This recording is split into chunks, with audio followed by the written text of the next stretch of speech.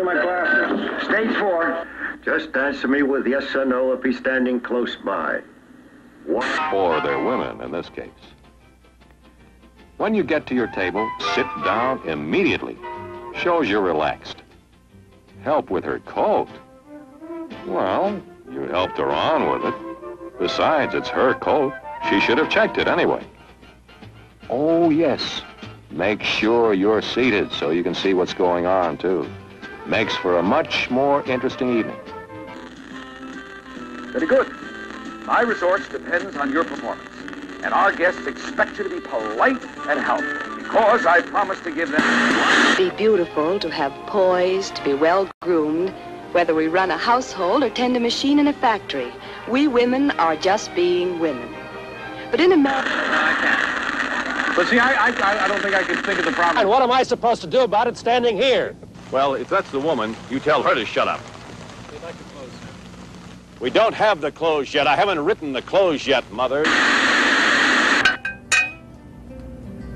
Hi.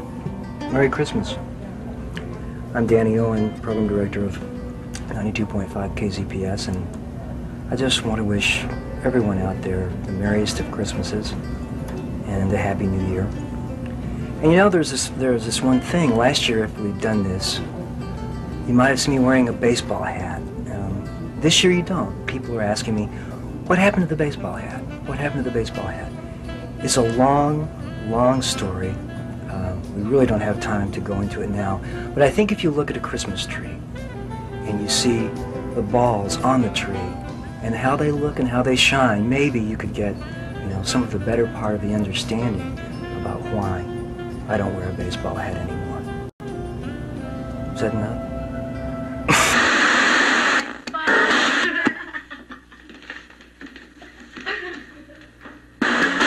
Word to President Reagan that Israel would not...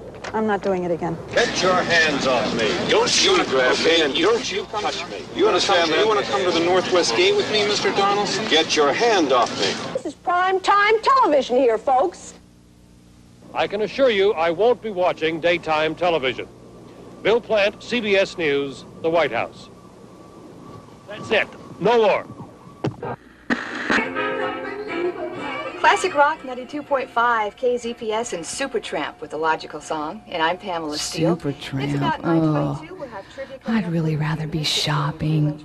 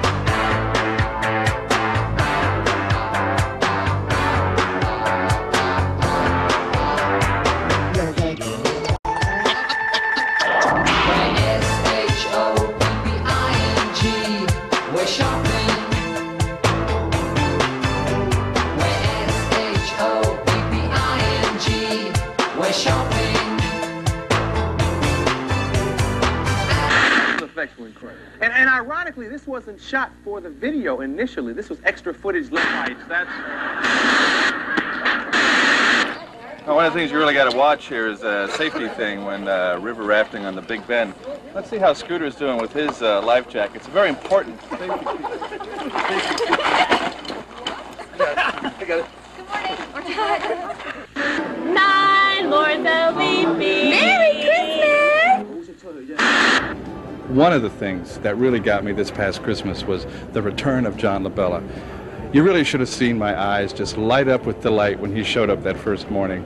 Speaking of John, here he is with the holiday treat that's guaranteed to become the hit of the evening. Well, this recipe makes 1 liter, so you need 1 liter of pure distilled water. And a liter is just a little bit more than a quart, 4 1/3 cups to be exact. That's what it's in here.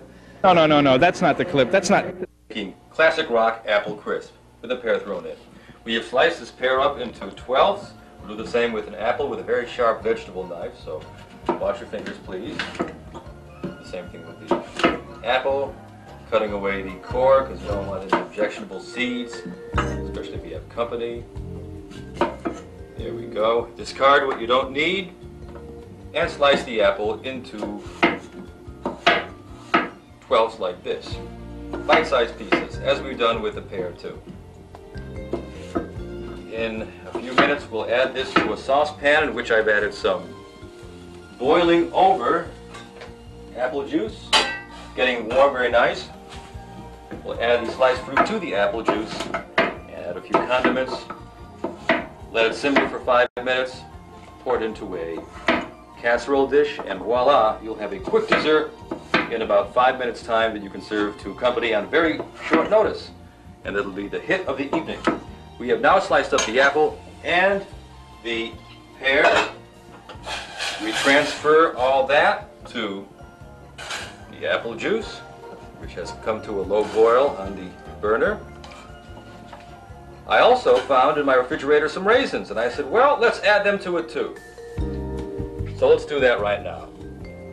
Some added sweetness to it, and also it should be colorful. We want to do that. So let's add. Go out and fill her full of fancy. 2, 3, 4. Then take your wire whip. There, stir it all up, and that's all there is to your primordial soup. You're watching wrestling on TV, the doorbell rings, you're not expecting anybody, and some guests come over, you have to whip them something to make them feel real good, and you say, what can I make? This is stuff you have in the refrigerator, you throw it together in 5 minutes, feed them this, and they'll be eating out of the palm of your hand. It will be the hit of the evening. Machine on, and you're going to see how it works. There we go. Now here's the vapor that's being vaporized up here, goes through this tube, and it gets zapped by these electric sparks.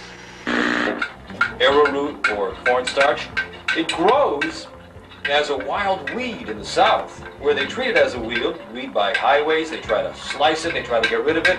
This stuff is great as a thickener. So what we're doing is lowering the heat just a little bit. We stir in the kuzu very gradually. You don't want to thicken up too fast and form lumps. So you stir in the thickener ever so gradually, stir it in, and if you see, we can get a tight shot, the sauce of this is beginning to form a gelatinous mass. Of course, the next step is how to put these chemical building blocks together. Can we make life? And is this the way life began on this earth? Who knows? The sauce to the casserole dish too, because this is such a sight. If we can get a tight shot of this, a feast for the eyes as well as the mouth and nose and everything else. So look at that. Now once we put that in the preheated 350-degree oven, and kind of set for 5 minutes, we come back to it in 5 minutes time. Look what we have. Let me get my pot holder here because it's pretty hot. I have to warn you. Oh, look at it. Look at this. Look at this. Look what it has turned out to be. A festive creation that I think will be the hit of the evening. Now you serve this to your guests and neighbors and friends, and they'll have nothing but good things to say about you, and will ring your doorbell all the time. There you go. Our classic creation. We call this Classic Rock Festive Christmas Loaf. I'm John Labella. Hearty appetite. That's all on the chemical building blocks of life in primordial soup. This is Julia Child. Bon appetit.